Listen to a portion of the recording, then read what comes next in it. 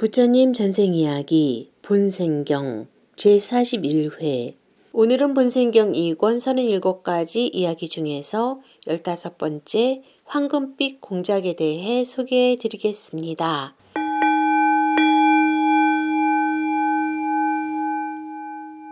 이 전생 이야기는 부처님께서 기원정세에 계실 때 출가 생활의 실증을 느낀 한 비구에 대해 말씀하신 것이다. 비구들은 그를 데리고 부처님께로 나아갔다. 그러자 부처님께서 물으셨다. 비구여, 그대는 출가 생활의 실증을 느낀다고 하는데 그것이 사실인가? 비구가 답하였다. 네, 그렇습니다. 세존이시여. 부처님께서 다시 물으셨다. 그대는 무엇 때문에 그런 마음이 생겼는가? 아름답게 치장한 여인을 보았습니다. 그 여인을 본 순간 이 출가 생활이 싫어졌습니다. 그러자 부처님은 말씀하셨다. 비구여, 여자랑 그대와 같은 사람의 마음만을 어지럽힌 것은 아니다. 옛날의 현인들은 여자의 소리를 듣고도 700년 동안 번뇌를 일으키지 않았다가 어떤 기회가 오자 순식간에 음행하고 말았다. 청정한 사람도 번뇌를 일으키고 명성 높은 사람도 명예스럽지 못한 짓을 하는데 하물며 그대처럼 깨끗하지 못한 사람이겠는가? 그리고는 이어서 전생 이야기를 들려주셨다. 바라나시에서 멀리 떨어진 숲에 한 마리 공작이 알을 낳았다. 그 알은 주변에 향긋한 내음을 풍기며 금빛 찬란한 꽃을 피우는 카니카 한라꽃 봉우리처럼 아름다웠다. 그 아름다운 알이 깨지면서 어린 공작이 이 세상으로 나왔다. 온몸이 금빛으로 빛나며 날개는 붉은 줄무늬로 장식되어 있었다. 공작은 도시의 상공을 날아올랐다. 아름다운 선녀와도 같은 자태로 소리도 날 듯 말 듯 하늘을 춤추며 히말라야 지방으로 날아갔다. 세 개의 산맥을 넘어서 네 번째 산맥 단다카 금산을 넘자 그곳에는 녹음이 우거진 평원이 펼쳐져 있었다. 아름다운 공작은 이 평원에서 살기로 하였다. 아침에 태양은 단다카 산에서 떠올랐다. 공작은 태양을 향해서 기원하였다. 나는 그대의 가피로 즐거운 하루를 보내렵니다. 공작은 찬란한 태양을 향해 절을 하며 또한 과거의 깨달음을 연 모든 부처님의 덕을 생각하며 예배하였다. 단다카 금산은 마을에서 멀리 떨어져 있었으므로 바라나시 사람들은 이 산이 있다는 것조차 알지 못하였다. 그런데 어느 날 히말라야를 온통 헤집고 돌아다니던 사냥꾼이 우연히 이 산 기슭을 지나갔다. 오! 사냥꾼은 외마디 소리를 내지르며 그 자리에 멈춰섰다. 단다카 금산의 정상에 아름다운 공작이 기도를 올리고 있는 것이 아닌가? 사냥꾼은 자신도 모르게 그 아름답고 신비스러운 공작에게 예배를 올렸다. 사냥꾼은 집으로 돌아오자 자기가 본 광경을 아이들에게 이야기해 주었다. 나는 그토록 아름다운 공작을 본 적이 없단다. 온몸에서 황금빛이 뿜어져 나오는 것이 아니겠니? 이 소문은 순식간에 거리로 퍼져나갔지만 왕의 귀에까지는 미치지 못하였다. 어느 날 밤 왕비 케마야 꿈에 그 황금빛 공작이 나타났다. 꿈속에서 공작은 왕비에게 더없이 귀중한 가르침을 설해주었던 것이다. 왕비는 다음날 아침 법을 설해준 황금빛 공작을 꿈에서 보았다고 왕에게 고하였다. 어딘가에 황금빛 공작이 살고 있음이 틀림없습니다. 소원입니다. 그 황금빛 공작을 전하의 위력으로 찾아주소서. 저는 오로지 그 공작에게서 한 번 더 법을 듣고 싶은 생각에 이렇게 애태우고 있답니다. 필사적으로 매달림에 애원하는 왕비를 왕은 말렸다. 황금빛이 나는 공작이라고? 대체 그런 새가 어디 있단 말이오? 꿈이란 때때로 순 엉터리 같은 것도 다 보여준단 말이야. 그래도 왕비는 고집을 꺾지 않았다. 아닙니다. 분명히 그 모습을 보고 저는 절하였답니다. 금빛 찬란한 공작이 어딘가에 있음이 틀림없습니다. 아무리 오르고 달래보아도 왕비는 듣지 않고 더욱 왕을 졸라대었다. 곤란해진 왕은 사제들을 불렀다. 왕은 사제들에게 물었다. 왕비는 꿈에서 보았다면서 금빛 나는 공작을 데려와 달라고 저리도 간곡히 청하고 있다. 정말 그러한 공작이 이 세상에 있을꼬? 예, 왕비마마의 꿈은 사실입니다. 황금빛 공작은 있습니다. 호, 과연 정말로 존재한단 말이지? 왕은 놀라서 물었다. 어디에 있는가? 사제들은 황금빛 공작을 본 적은 없었다. 또한 그들의 성전에도 그에 관한 기록은 없었다. 하지만 사냥꾼이 퍼뜨린 소문을 사제들은 최근에 전해 들었다. 왕은 거듭 물었다. 어디에 그 공작이 살고 있단 말인가? 그 거처에 대해서는 사냥꾼이 알고 있습니다. 그러자 왕은 지체하지 않고 사냥꾼들을 불러 모았다.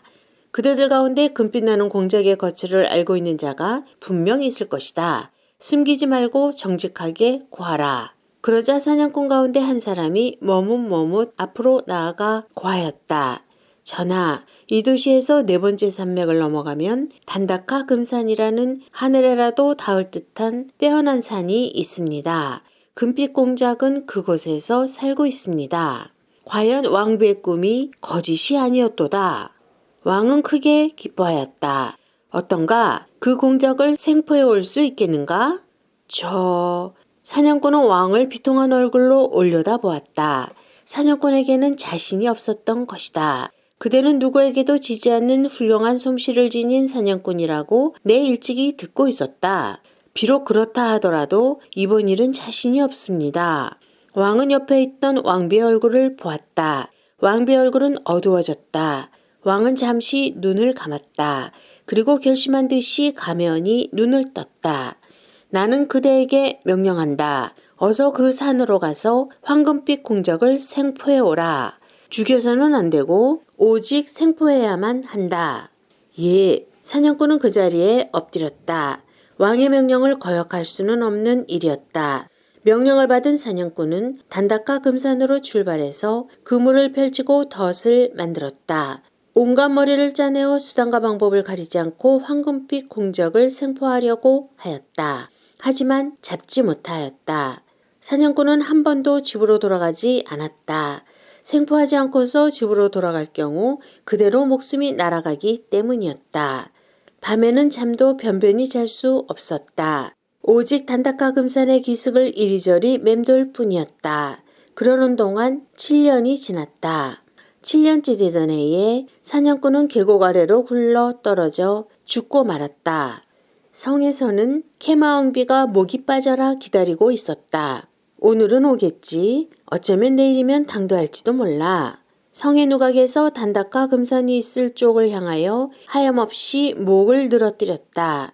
그러나 사냥꾼이 죽었다는 소식을 전해 듣고 낙담한 왕비는 그만 끝끝내 황금빛 공작에게서 법을 들으려는 바람을 이루지 못한 채 숨을 거두고 말았다. 왕은 시름에 잠겼다. 왕비의 죽음에 대한 비탄은 분노로 격변하였다. 그 분노는 지금까지 생포하기는커녕 일찍이 한 번도 보지 못했던 황금빛 공작에게 향하였다. 내게도 뜻이 있다. 무슨 일이 있어도 황금빛 공작을 생포하고야 말리라. 왕은 눈을 부라렸다. 내가 살아있는 동안 무슨 일이 있어도 잡고야 만다. 만약 내 일대에 그 일을 이루지 못한다면 그 뜻을 아들에게 또 그 아이가 이루지 못하면 대대로 왕위에 오르는 자에게 그 뜻을 잊게 하리라. 왕은 신하를 불러 자신의 생각을 황금 판자에 새기도록 하였다. 히말라야 근처에 단다카 금산이라고 하는 빼어난 산이 있다. 그곳에 황금빛 공작이 살고 있다. 이 공작의 고기를 먹는 자는 불로장생하리라. 왕비가 살아있을 때는 생포하도록 명령하였다. 황금빛 공작으로부터 진귀한 법을 전해 듣고 싶어서였다. 하지만 이제 왕비는 없다. 지금에 와서 생포할 이유가 없어진 셈이다. 왕비를 죽인 저 가증스러운 공작을 죽이고 말리라. 그렇게 생각한 왕은 복수심에 불타서 금판에 새기도록 하였던 것이다. 그 고기는 맛있을 뿐만 아니라 불로장생의 약이 된다. 이로부터 얼마 지나지 않아 왕도 왕비의 뒤를 따랐다. 그래서 이 포고는 왕의 유언이 되었다.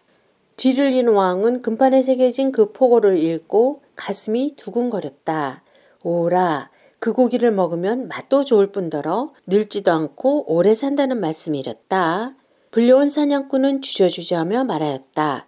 저는 황금빛 공작이 어디에 있는지 전혀 알지 못합니다. 새 왕은 분노하였다. 명령이다. 찾아내라. 그렇지만 아무도 명령이라고 했다. 황금빛 공작을 끌고 오란 말이다. 네, 사냥꾼은 공작을 잡으러 갔다.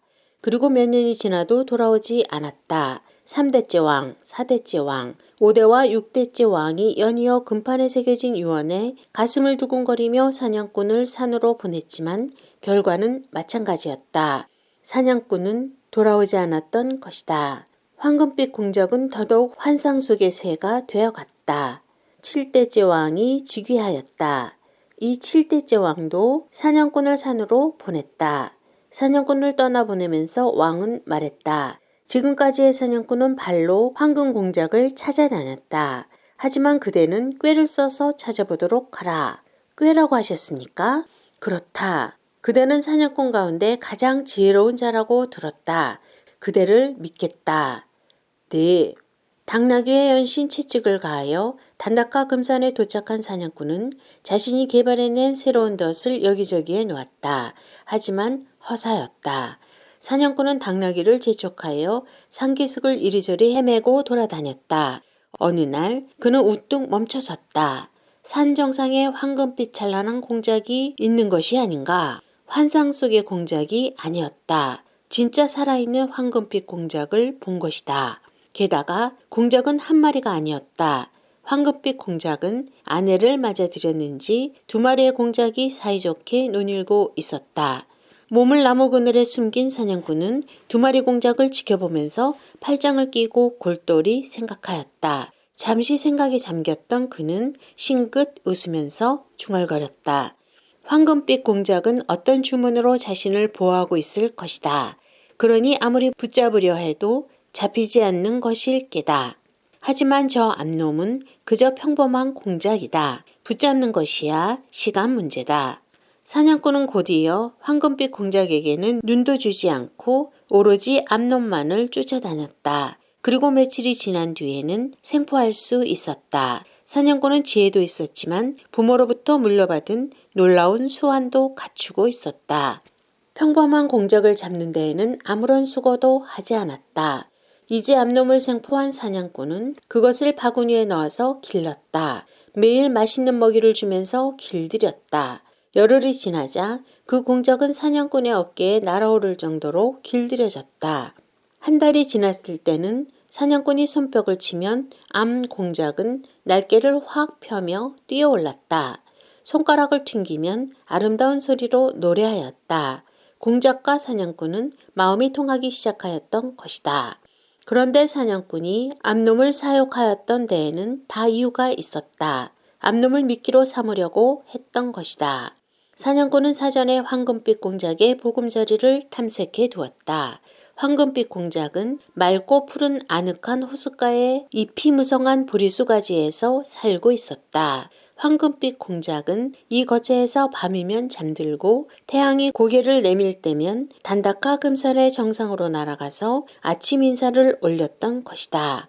사냥꾼은 암 공작 앞에 서서 손가락을 튕기며 말했다. 아주 사랑스러운 소리로 울어주지 않으련 연인의 마음을 송두리째 앗아가 버릴 정도로 울어달란 말이다. 암놈은 아름다운 소리로 울었다. 때는 왔다. 사냥꾼은 중얼거리며 호숫가 보리수 근처에 몰래 그물을 펼치고 덫을 달아두었다. 사냥꾼은 온갖 꾀를 다 짜내었다. 황금빛 공작이라도 방심할 때가 있을 것이다. 주문을 외워서 자신을 보호하고는 있겠지만 방심하면 주문을 잊고 말게다. 그때가 기회다. 보리수가지에서 눈을 떠 산 정상으로 아침 예보를 하러 날아갈 때까지의 그 짧은 시간이 유일한 기회이다. 주문을 잊는 그때 사랑하는 암놈의 음성을 들으면 제 아무리 대단한 황금 공작이라도 애옥에 눈이 멀어 자신을 돌보지 않게 될 것이다. 사냥꾼은 이렇게 생각했던 것이다. 이것은 내게 있어 일생이 걸린 일이다. 그는 이렇게 속으로 중얼거리면서 덫을 매달았다. 작업이 모두 끝난 다음 날 아침이었다. 암놈을 데리고 간 사냥꾼은 그 덫 근처에 몸을 숨기고 인내를 지니고 기다렸다.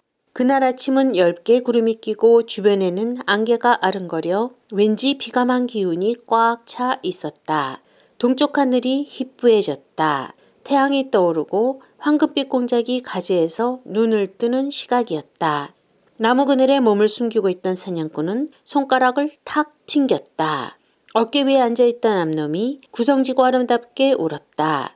호숫가의 쓸쓸한 분위기에 그대로 맞아떨어지는 슬픔에 가득 찬 소리였다. 사냥꾼은 숨을 들이마셨다. 그 순간 격렬한 날개 소리가 들려왔다. 오! 사냥꾼은 몸을 날렸다. 사냥꾼의 꾀가 적중하였던 것이다. 덫에 걸린 황금빛 공작은 고통스러운 듯 외마디 비명을 질렀다. 공기를 가르며 격렬하게 날갯짓하는 소리가 들려왔다.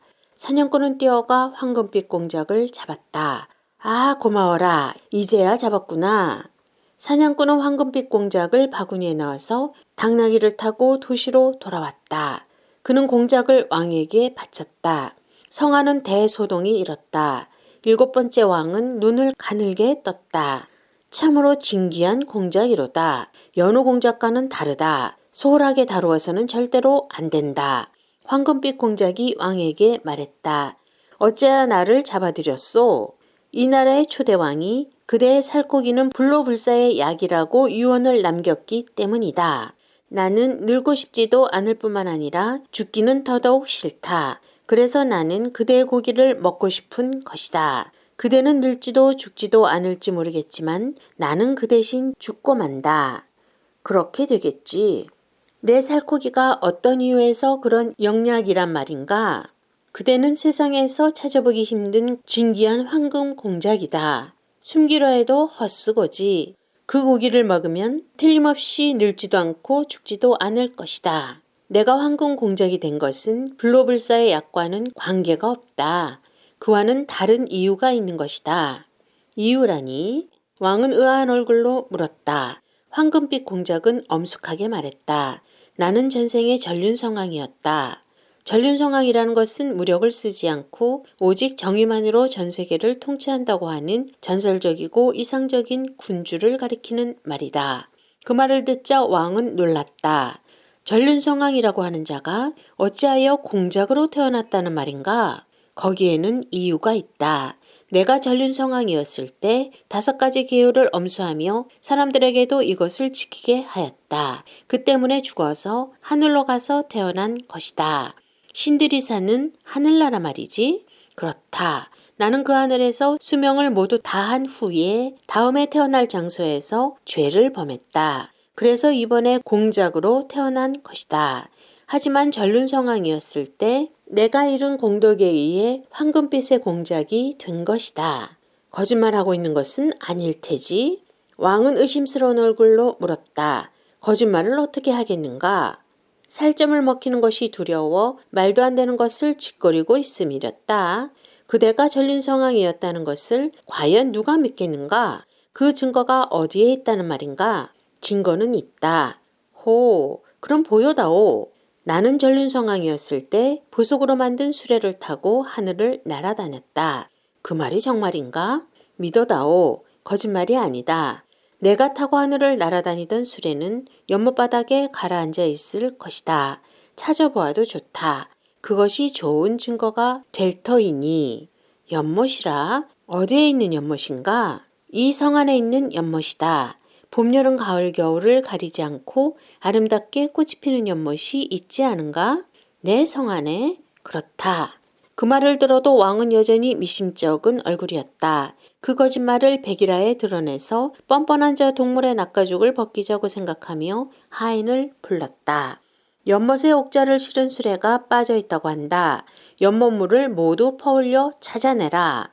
성 안의 신하들은 총 출동하여 연못의 물을 퍼올렸다. 그리고 연못 바닥을 샅샅이 뒤져 마침내 전륜성왕의 옥자를 실은 수레를 찾아냈다. 오랜 세월 연못 속에 가라앉아 있었건만 꺼내어 보니 눈이 부시도록 휘황찬란한 광채가 조금도 줄어들지 않았다. 왕은 그것을 보고 황망히 그곳에 엎드렸다. 내 어리석어 살코기를 먹으려 했으니 부디 용서해 주소서. 미처 알지 못하고 한 일이니 책망하지 않으리라. 왕은 수치스러움을 버리지 못하고 머리를 조아린 채로 말하였다. 이 나라를 당신께 바칩니다. 불민한 놈이옵니다만 저를 하인으로 삼아 주소서. 황금빛 공작은 미소를 지었다. 그는 성에 머물면서 법을 설하였다. 왕도 신하들도 한 마음으로 공작의 가르침을 받아들였다. 왕이여 법을 잊지 마소서. 며칠 뒤 황금빛 공작은 이런 말을 남기며 하늘 높이 날아 단다카 금산으로 떠나갔다. 부처님은 이렇게 전생 이야기를 들려주시고 나서 다시 말씀하셨다. 비구들이여, 그때의 그 7번째 왕은 지금의 아난다요. 그 황금빛 공작은 바로 나였다.